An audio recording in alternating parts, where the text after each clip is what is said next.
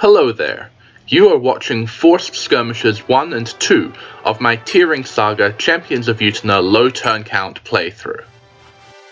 Getting a proper low turn clear of these skirmishes is difficult because of the randomness that I explained in my last video, but I'm certainly going to give it a good solid try. The first of these forced skirmishes takes place in a map called Fort Ligria, which is also where random skirmishes spawn out of the Mermal Caves. These random skirmishes have a chance to appear at any time after completing Chapter 15, as long as we're controlling Holmes' army at the time. The reason that that's important in a more casual playthrough is that there are several things about this map that are long-term side quests, and I'll discuss a few of them during this video. For now though, I need to talk about strategic considerations here.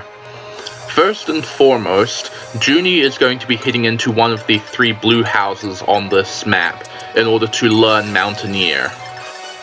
She is the 3rd unit who needs Mountaineer for some upcoming maps, and while I could have done it in the last video, there's no real point in spending an extra 7,000 gold when I can simply do it here for free.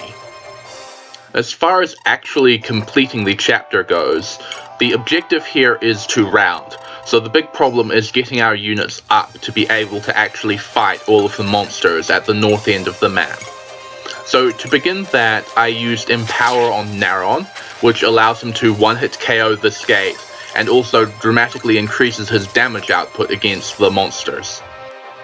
He does not yet have the Canto skill, which is a little bit of a problem in this chapter because it puts him at risk of being blocked off by the enemies.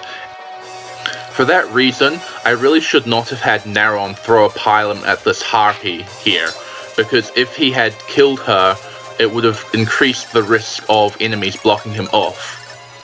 The harpy moves late in the enemy movement order, so leaving her alive causes the one-range enemies to move in a way such that when the harpy dies on enemy phase, they are not blocking Narron off from advancing further into the map. You'll notice that there are 4 generic archers on this map as green units, and they are reasonably capable of fending for themselves and even chipping in a little bit of help due to their increased range from the terrain that they're on. The issue is that they can't counterattack at one range, making them attractive targets for any enemies that can reach them, and so we're going to send Holmes up to help them fight off any enemies that go for them. We're now approaching the boss of this map, which is an Arch Ogre. And the thing about this guy is that he doesn't move, so we have to remove his flunkies from around him in order to fight him. If Narron had Canto, this would be easy and we would be able to fight him on this enemy phase. But we obviously can't do that, so instead Narron is moving close enough to bait the flunkies out of the way, and we'll fight him next turn. Now, there are a couple of interesting things on this map that I want to talk about, and the first is the shops down at the bottom of the map. They're not actually manned at the moment, you can't buy anything there. What you can do, though, is leave a unit permanently in the shops, and that allows you to come back and buy some interesting things there later on. Obviously, I'm avoiding that because I want full recruitment, but it is a pretty unique mechanic in this game. There are also 2 other blue houses on this map, which contain Frontiersman and Gladiator. Frontiersman would have been useful if I'd been able to access this map from the world map, because that would have been 7,000 gold I wouldn't have had to spend, but unfortunately because we didn't want to have a skirmish here before Chapter 16, I did have to spend that money. Not much I can do about that though. There is also an arena on this map to go with the Gladiator skill, but sadly Tom isn't here to train up, and we're not going to have anyone visit that. This is the first map in the game where we have to deal with gargoyles, and they are actually kind of scary. They are very, very fast. Later on you'll see them doubling Martel. And their weapon that they use has 7 base critical on it, making them have an annoyingly high crit rate sometimes. So they're a pretty annoying enemy that we have to watch out for whenever they appear. Narron hasn't got Canto yet, but he did just pick up a new skill, and that is Lethality. Lethality in this game is not quite as good as it is in some other Fire Emblem entries. In this game, it can only activate at one range, and you need to have listed critical against your target. And you also need to be able to kill the enemy with a critical hit. If all of those conditions are met, then Lethality can activate, and it will instantly kill the enemy. What that means is that Lethality in this game is more or less just a bonus to your critical hit rate when your enemy is close to death. But it's still a nice thing to have, and it helps Narron's reliability out a little bit. Now, if you're particularly astute or you're already familiar with this game, you might have noticed that I could have cleared this map a turn faster. If I had had Martel rush straight up the middle, she could probably have fought the boss on turn 2, while also killing all of the enemies over turn 1 enemy phase and turn 2.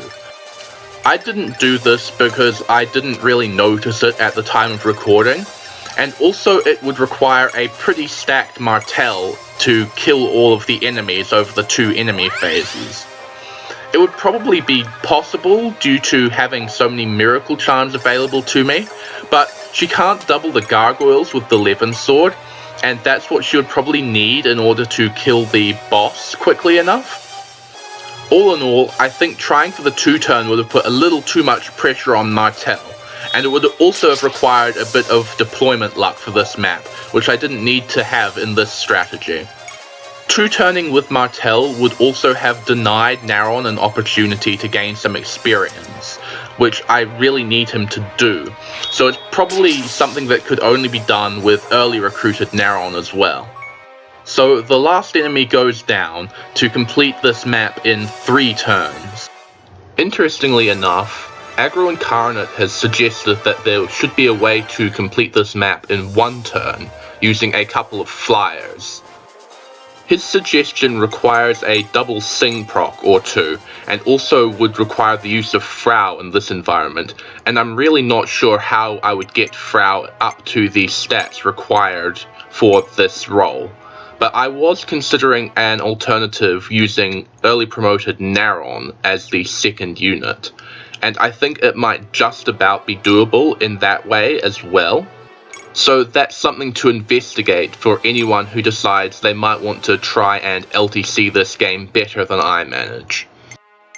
In any case, that's the first skirmish dealt with, and we're going to be moving on to the second skirmish now.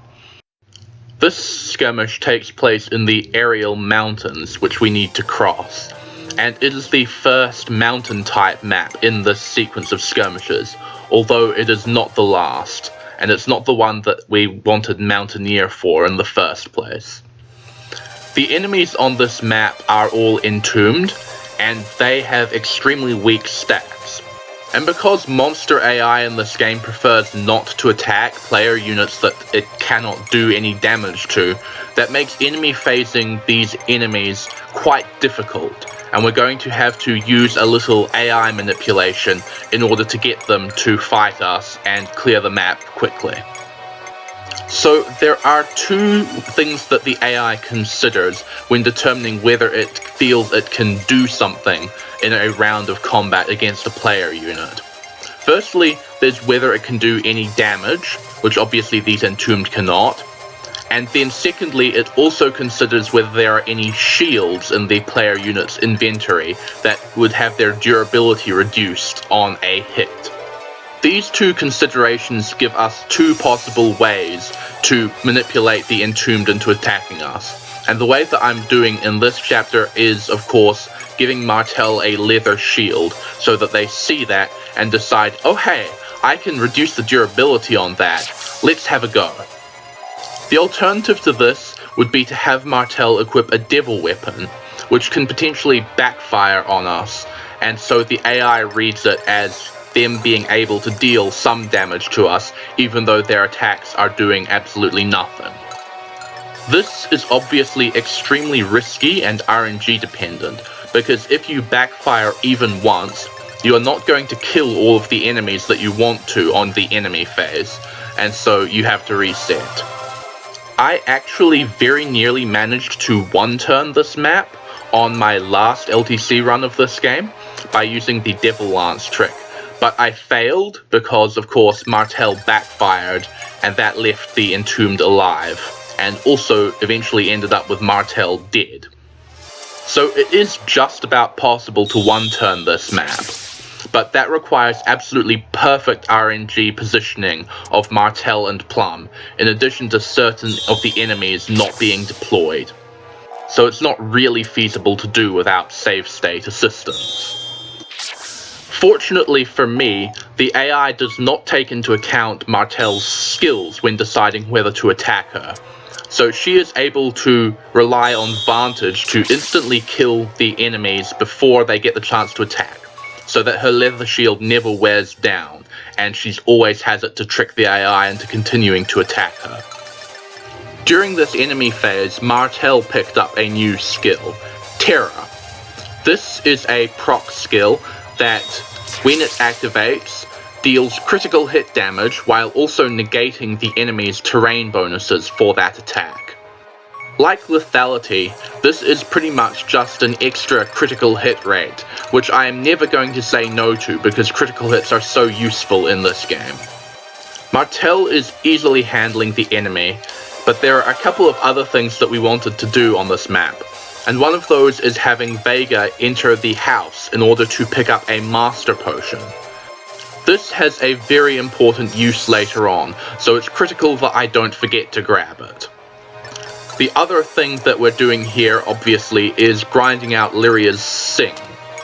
I actually forgot to have her grind Sing on the last turn of the previous skirmish, but fortunately I end up managing to get her to the number of Sing uses that I need, and just in time too. It's pretty important that I take as many opportunities as possible to dance for Lyria while I have the opportunity to do so. So, we're now on the last enemy phase, and Martel has picked up a huge number of levels from all of these entombs that she's been killing. She has also put a significant number of kills onto the crit Iron Lance, which means it's got a pretty high crit rate by now. And that's that. We complete the map in 2 turns. And that clears out both of the visible skirmishes, but we still have a bit to go before we can reach the next actual chapter. So I'll see you next time for some more skirmishes.